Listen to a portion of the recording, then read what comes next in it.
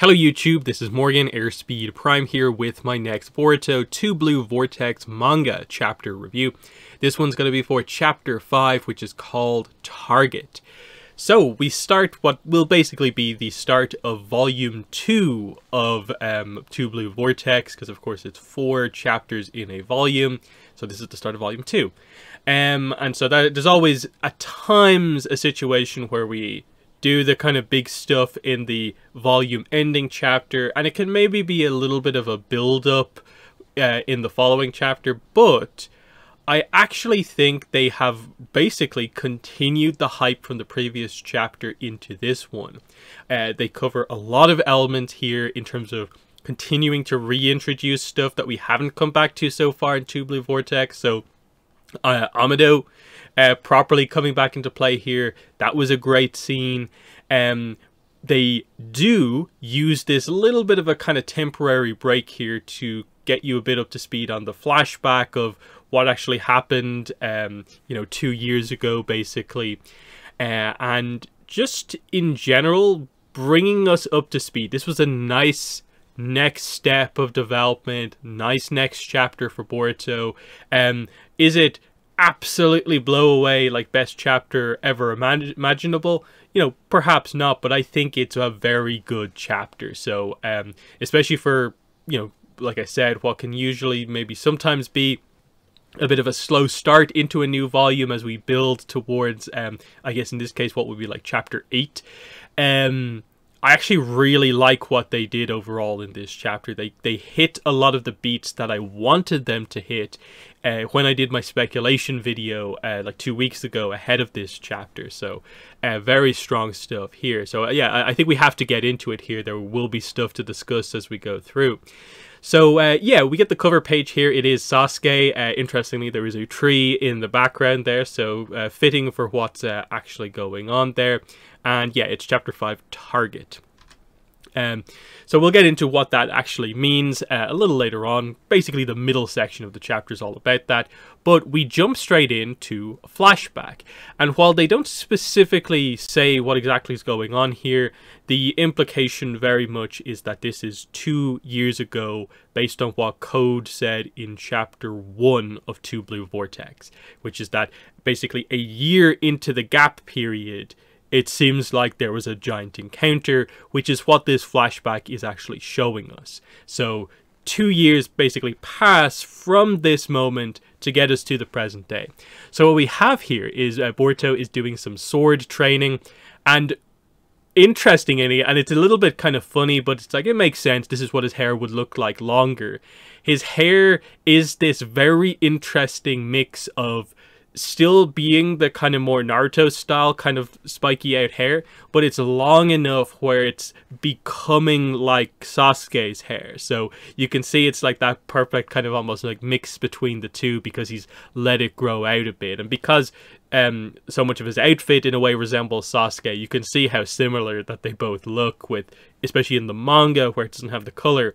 It's just Sasuke black and in Boruto in white with a very similar hairstyle. But Sasuke says, take a break.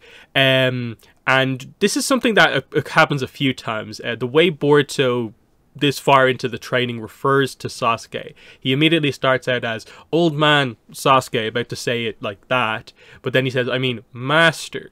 And so you'll see this distinction made a few times about him constantly mixing up these two, trying to show more respect, because he has grown to even more respect Sasuke, of course, because he's been his master for a while now, but there's extra emphasis here because Sasuke is effectively fighting through what he perceives as being his own perception of things to treat Boruto in this way and train him, when everything otherwise points to the fact that, why am I training the villain of the village, effectively? What's going on here? But he believes it.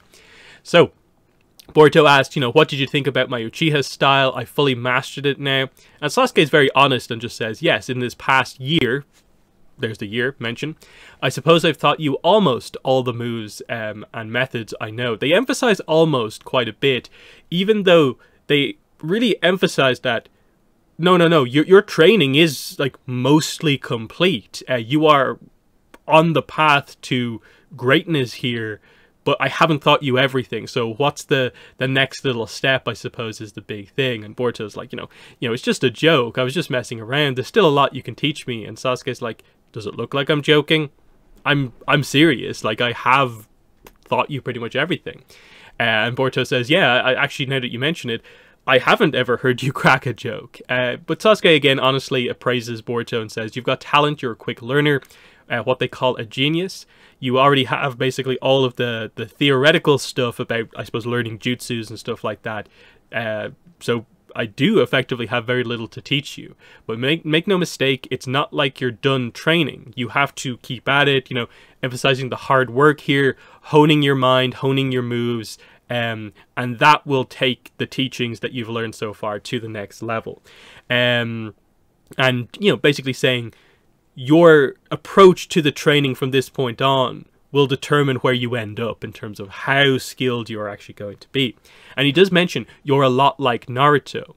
And again, because of the whole switcheroo dynamic, because we know what this is when you undo the switch, it doesn't really feel like all that much. But it's a massive appraisal from Sasuke, given that the switch is in place, and he's actually complimenting someone who is not actually Naruto's son as being, very much like Naruto.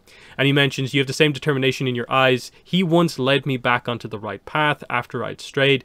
It no longer matters to me who you really are. I finally think I understand why Sarada asked me to help you. Something is going on. Something that only you and Sarada can deal with. That's what my gut feeling is telling me. And that's why I mentored you. So Sasuke is very much like, I don't really know what the full details are. I'm not sure how much I can maybe directly help in resolving this problem. In that case, I do think it is you and Sarada who will be the ones to actually fix whatever issue is happening back at the village. So that's an interesting one to kind of get there, of just like kind of Sasuke very much being the kind of mentor, passing the baton on to his student in this case, of like, I've fought through this, my own memories basically, enough to train you, but it has to be you who takes it to the next step. But they still, of course, have to get to the point where, how does Sasuke end up in a tree? And we cut to, obviously, a little bit later, and this is where the Code incident actually happens. So we immediately have Code, he's missing an eye, he's like, Uchiha, you how dare you take my eye? Sasuke is asking for Boruto to run because they're obviously being attacked by Code here, and a lot of the claw grimes as well. Boruto, of course, doesn't want to flee. I won't abandon you. And Sasuke just points out there's no way we can win against him at the present. So escape for now, survive at all cost, and build on all the skills I hammered into you. There won't be anyone who'll be able to stop you. Then there won't be anyone who'll be able to stop you. So he is really giving Boruto the full praise here of, if you achieve your potential, you will be the best shinobi basically in the world. And he says, watch over Sarada for me, Boruto. So that's also a major thing of just like, watch over my daughter. Like, I have trusted you over all these years of training you. And even though my memories point to so much else about you, I do believe in you to protect Sarada. So that's a huge point here. So there's this big moment as Boruto is, of course, forced to kind of stay in the background as Sasuke charges the Code's army, basically. And then we see the aftermath of, like, he's cut down all the claw grimes. Code isn't there, but of course we know Code survives this, but obviously I guess Sasuke forces him to retreat to a certain degree. We have to wait and see how exactly this all exactly panned out. But the result of this is that this is where we see Sasuke in the tree. So obviously at some point he got hit by one of the claw grimes, and this is where it all actually happened. So this is where he takes the sword from Sasuke, puts it in his own holder, and it's like, I've got this, old man, I mean master. And we see this cool transition from the flashback into the present day, which of course is, where we were at the end of the last chapter, was Boruto by the tree, returning after, the first couple of chapters, and now we're back in terms of like, okay, now where do we go from here? We've caught up with most of what's happened, but not the full details, because of course there's still a lot that has to happen here in terms of, based on the context with Boruto that we have, he still needs to see the Sasuke Divine Tree character, because to make it so that he is familiar with what it was in the previous chapter. He has to actually encounter the result of what has happened here. He also has to get in touch with Kashin Koji at some point. That is what they haven't covered here. So it definitely feels like they've covered the first half of whatever this kind of flashback sequence is to the past. But the rest of it we do need to see. And so obviously it's the idea that Boruto has the skill to do a certain amount of training on his own, but I'm guessing Kashin Koji helps to train him a certain degree as well.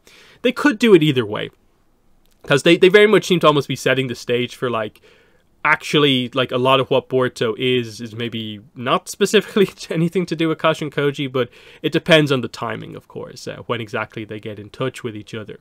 But still, really good stuff to get that first kind of part of kind of what's going on here.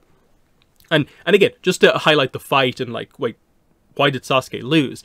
We have to remember that even though Code maybe hasn't been presented at the absolute peak of the series, Code has only been basically like diminished by encounters with characters who are more powerful than him. So Demon, who remains effectively the most powerful character in the series, stuff like that. You know, Kawaki technically is, you know, on that kind of level as well. But Code, with his limiter removed, is actually a really, really top tier combatant.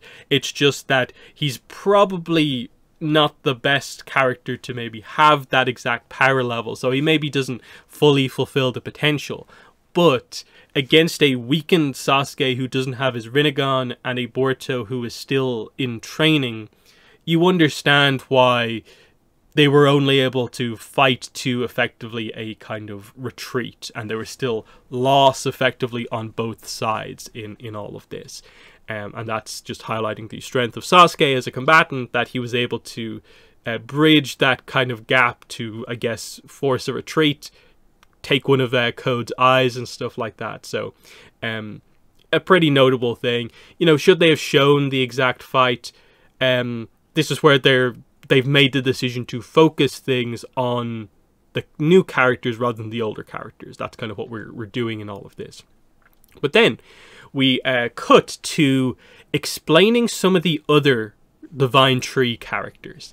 And so one of them, and the one that I think was probably the most surprise to a lot of people from the previous chapter, was like, wait, is that Moegi? Is that one based on Moegi? What's going on here? And so we get the sort of like backstory to it. So we start with Konohamaru, who was guided towards a tree, and within this tree is Moegi.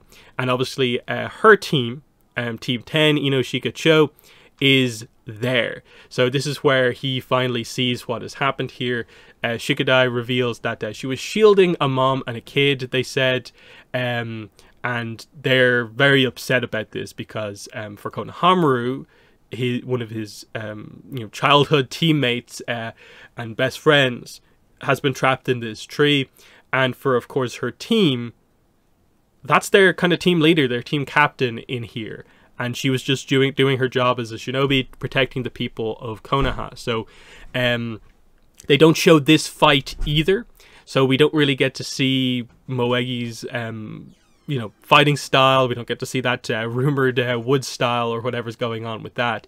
But still, it confirms that everyone was completely correct about the whole, yeah, this is Moegi, isn't it? Yes, indeed it is.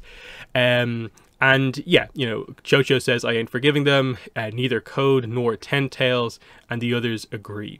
Konohamaru does state, Moegi isn't dead, I swear we'll find a way to get her back together.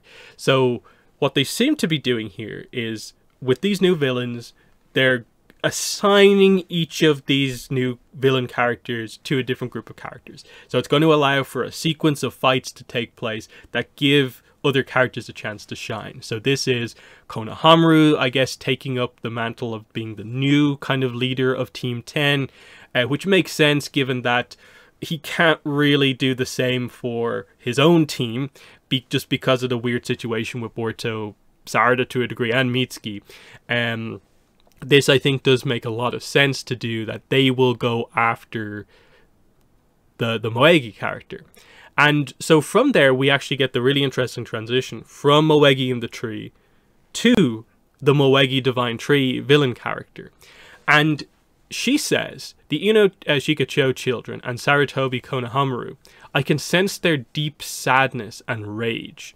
So immediately seemingly telling us that either because they were next to the tree, or just because, of course, Moegi isn't dead, she has that connection to, like, these people are close to me. I feel some connection to them, and I don't know what to make of these feelings within me. And this is where we get the leader here, the Jigen one, who doesn't really get properly explained in this chapter. So there's definitely a bit of a mystery going on with him, because he is explaining to the other three, basically, hey, here's what's going on. This is what you're experiencing right now. But it's like, wait, when did you get to this point? And it obviously highlights that I guess he was the first one, more than anything. So when exactly did this happen? And we get into some kind of interesting ideas of, like, is it Jigen, or is this going to be some interesting reveal about the nature of what a Ten Tails actually kind of is deep down and stuff like that? We'll have to wait and see, because if they explain it as being like Jigen / Ishiki, that needs a different explanation than the other three characters, who are very clearly just still trapped in trees. Whereas they triple down on the idea Ishiki is dead. And I know they mentioned in, like, the previous chapter that apparently they can do this works even with characters from the past. However exactly that works, I guess chakra works in that way.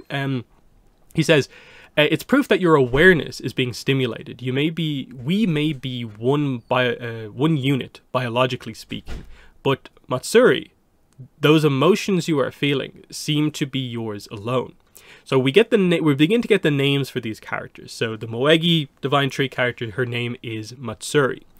And we get this idea that, yes, on a technical level, they are all still effectively the same thing, just split into 4.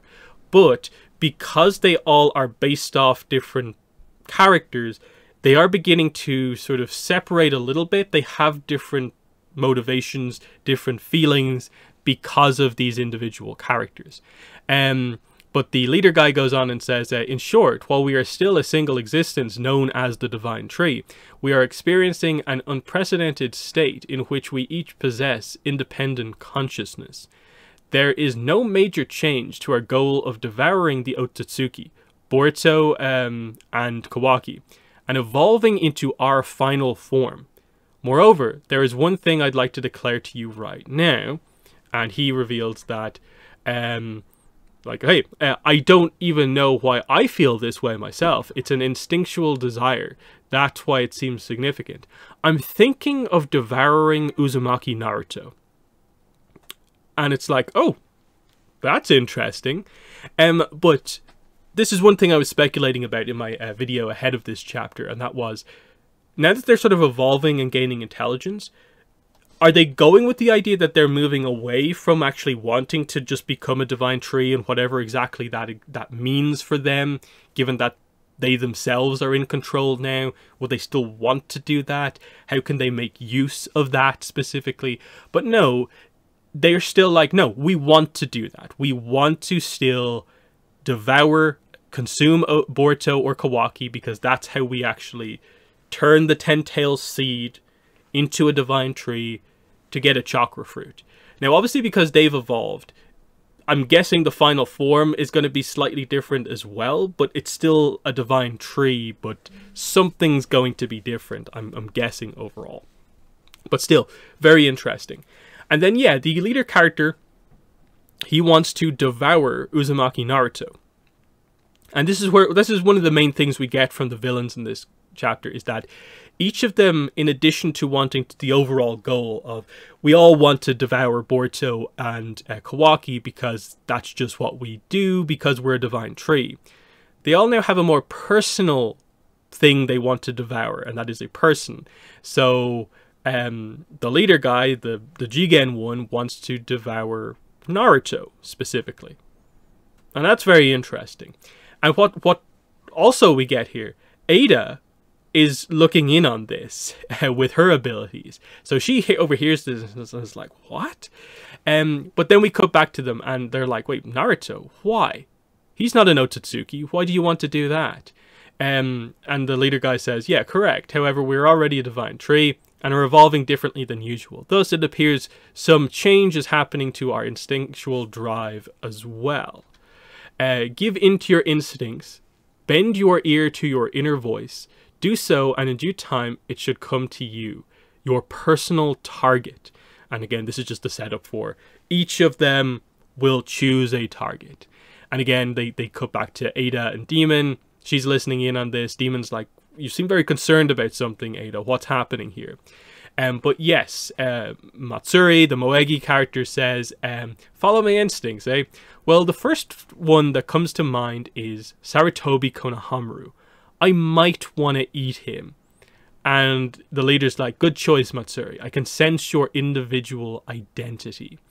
And then the Sasuke one says Jura, which I'm guessing is the name of the leader character. So the Jigen guy is actually Jura. Says, I have just one question. Exactly what are we? But we'll pause here just for a second. Okay, so the Moegi one wants to consume Konohamaru specifically. So it's not the 3 team members for Moegi. It's specifically Konohamaru. Now, I sort of get that because otherwise you probably would have had to focus on one member of Inoshikacho, and that might not make as much sense. They're going with the idea of it's Konohamaru. Now, based on some of the other reveals that we'll get, they seem to be going for the idea that these Divine Tree characters want to devour someone who was close, very close, emotionally close to the original character. So we'll address that when we get the reveal of everyone and so on. But anyway, the Sasuke one asks, what exactly are we? And so we get a reasonable question, but ultimately it doesn't matter. It's like growing pains, which arise from the manifestation of your ego. Worrying about it is pointless. What you ought to do is what's important. Your instinct will reveal to you who your target is. And that, Hidari, will lead you to the formation of your identity. And so we're building up to the others kind of revealing who they want to go after. So we find out the Sasuke one is named Hidari, which is interesting. But then, yeah, this is where we cut over to the bug guy. So we again get Ada listening into this whole thing. And we sort of find out, I suppose, how it kind of visually looks to her when she's doing this. When she's using her ability to look at anything kind of anywhere at any time. It is as if there is like almost like a spiritual projection of her in the location where she is looking. And she's just thinking to herself, yeah, the chakra of the people who were devoured and turned into trees by the Clog Grimes created these guys. But then the bug guy gets up and immediately walks over to where this kind of like, where Ada is basically looking at him from. And it's just like, you're watching, aren't you, Ada? I've decided. My target is you.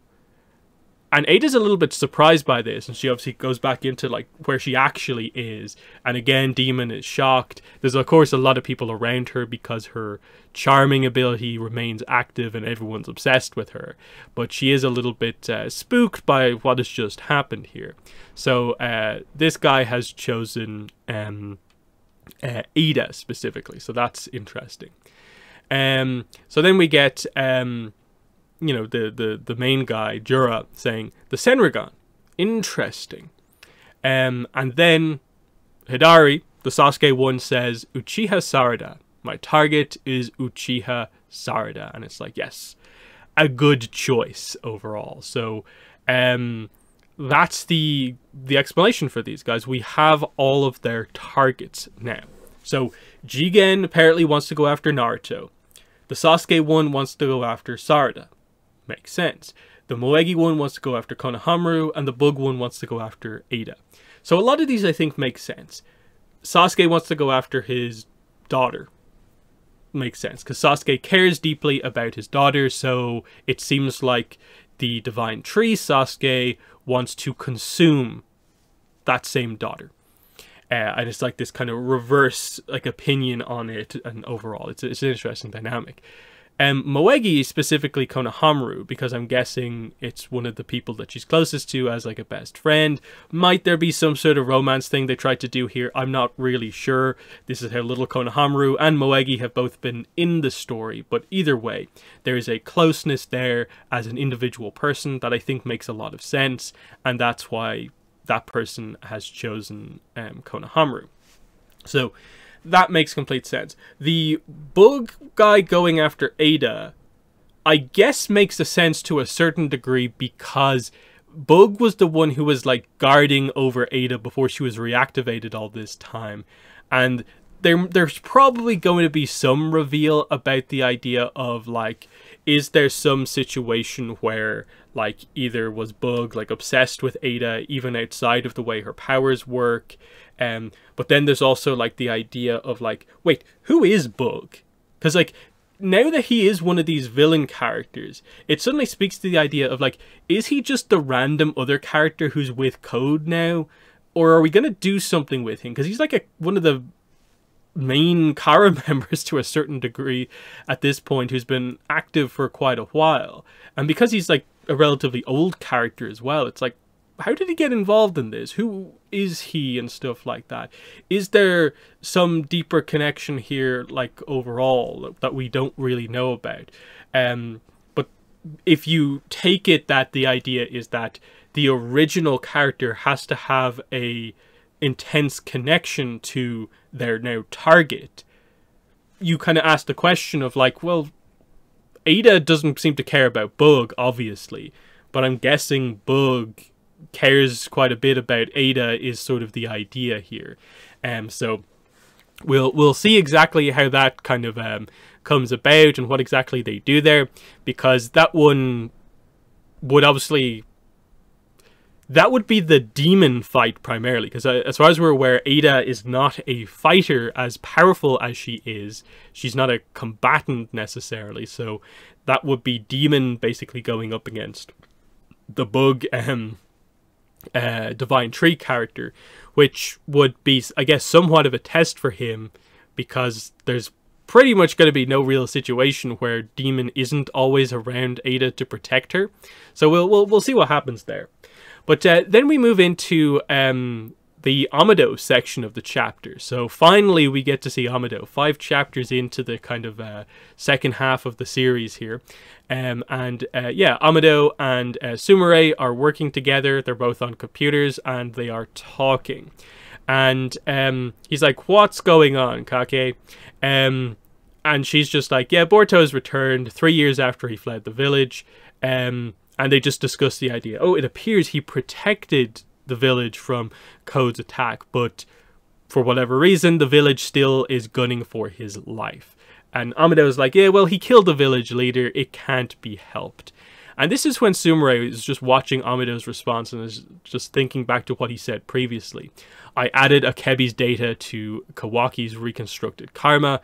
All Kawaki has to do is implant karma into a newly cloned body that I'll prepare. That should be enough to revive Akebi. This is a required recap, I think, because it was quite a few chapters ago that this got brought up, and it really hasn't been mentioned since then. That it's really important to recap what Amado is actually about in all of this.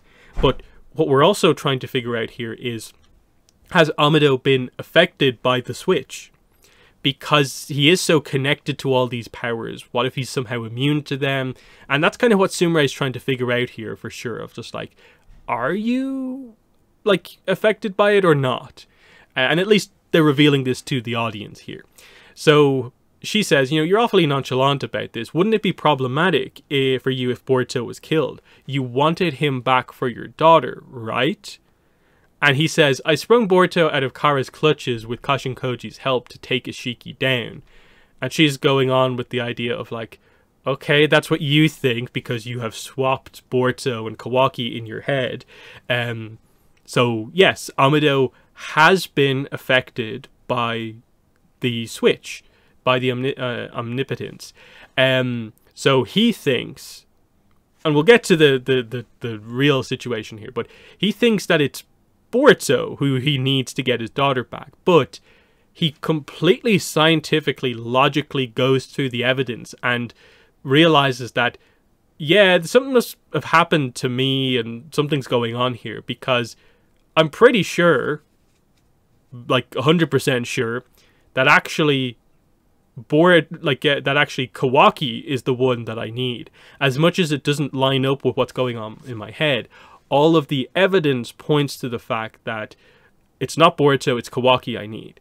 So what they're going for in this scene is the idea that Amado, through pure logic and a lot of evidence, has convinced himself that the switch and the memory alteration stuff isn't really in place. Now, I don't think he's snapped out of it or anything like that, but sort of like Sasuke was able to kind of connect with the emotions of the scene that was going on and trust what Sarada was saying, he's logical enough to be like, no, I trust my reasoning here to figure out what's going on here. So he points out all the kind of issues that are at play here of like, well, in my head I know that I altered Boruto, but no one can explain to me what happened to Kawaki and why he has all that stuff, even though I can tell from the way his karma mark looks and like just by looking at Kawaki that I have worked on him quite a lot. It's for sure the case. And then I can see from the what does he say? The special karma mark containing Akebi's data is on Kawaki's palm. So there's something about that where you can immediately identify it as being unique compared to other karma marks which look pretty similar. That he knows that the one that should be on Boruto is actually on Kawaki for some reason. So he concludes that part of my memory has been altered. It's the only explanation that fits, and he just explains, as a scientist, this is how I work and this is what I feel. And he really doubles down on the idea that yes, it is Kawaki who I need. And what's super interesting, of course, is that Amado's being monitored by the village constantly. So Sai is watching this basically alongside Shikamaru, and they're like, what do you think about what he just said? Because Amado just completely logicked out this thing that they can't really deny. And they have to be thinking about like, oh yeah, there's all these weird things going on that we just sort of dismiss because our memories tell us they're not the case. Amado has obviously had a mass amount of these kind of inconsistencies come together to make him come up with the correct solution now. But the others are beginning to, I suppose, have doubts as well. So what's going on here? But interestingly, they continue this scene outside, but with Sarada and Sumire. And they discuss basically what Sumire just experienced with Amado. So you're saying that despite being affected by omnipotence, Mr. Amado is aware that his memory was rewritten based on physical evidence. And Sarada's like, how can this be? Everyone else still insists that Kawaki is Lord Seven's son, even when shown a family photo with Boruto in it. And they literally show the smashed photo. The frame is smashed and the picture is there. And obviously there is a couple of year old Boruto with a very, very young Himawari there. Hinata, Naruto, but no Kawaki. And the idea seems to be that they have shown this to multiple people in the village, but everyone just dismisses it, even though it's like direct evidence that shows that their memories are wrong. And Sumire points out that, yeah, they'll believe their memory over physical evidence.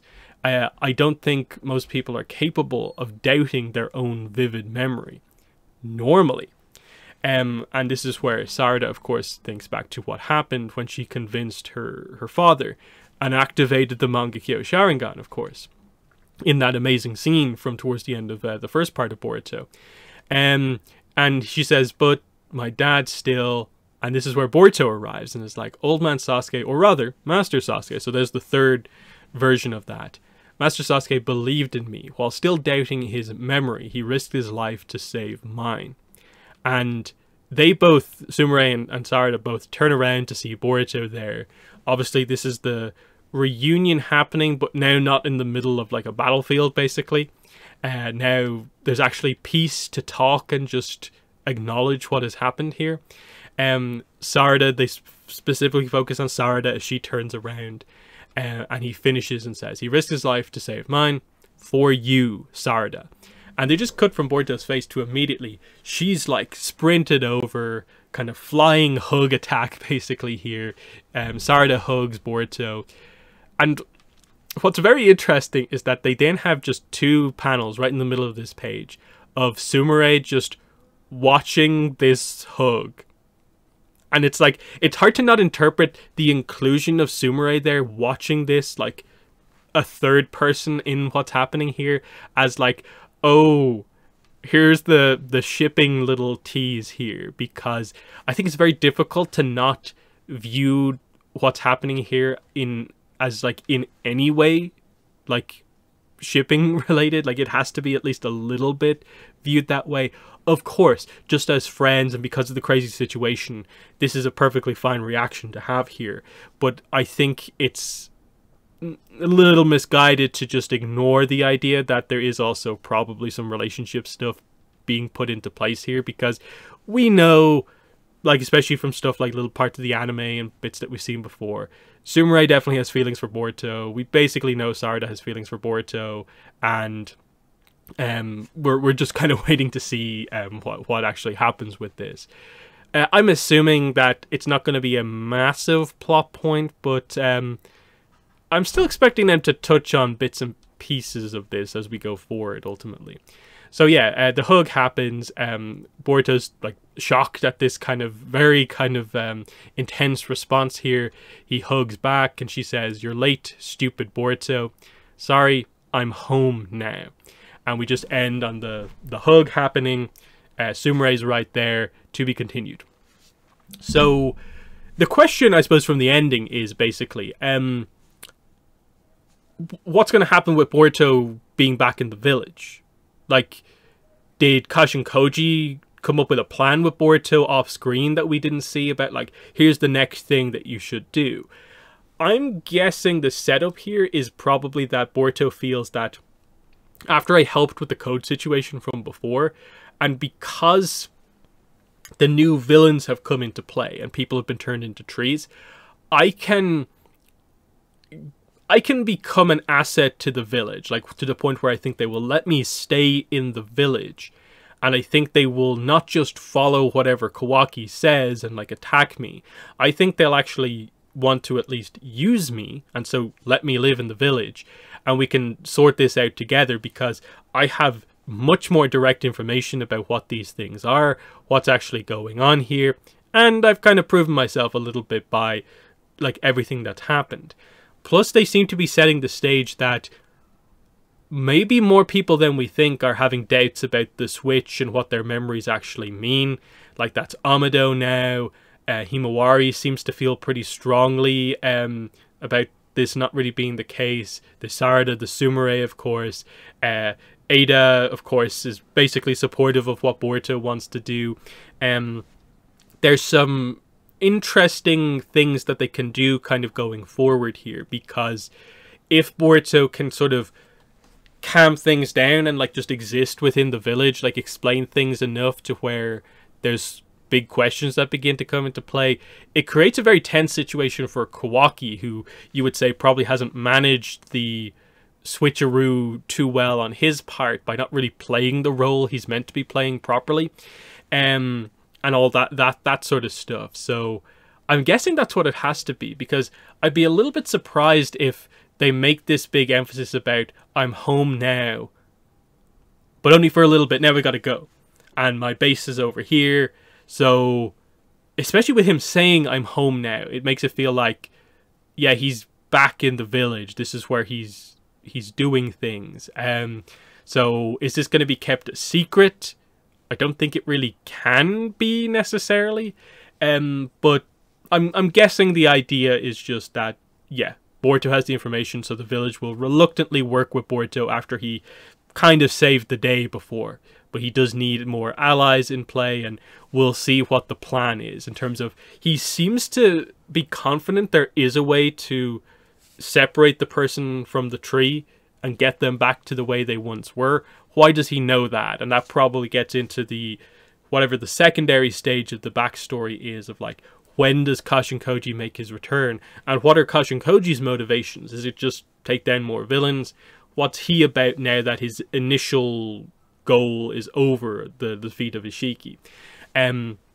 So yeah, like I said, I think it was a strong chapter. I think it's set up really well, because I'm now really intrigued for the next chapter just to see what they do, because I'm guessing a bunch of other characters are just going to have to show off.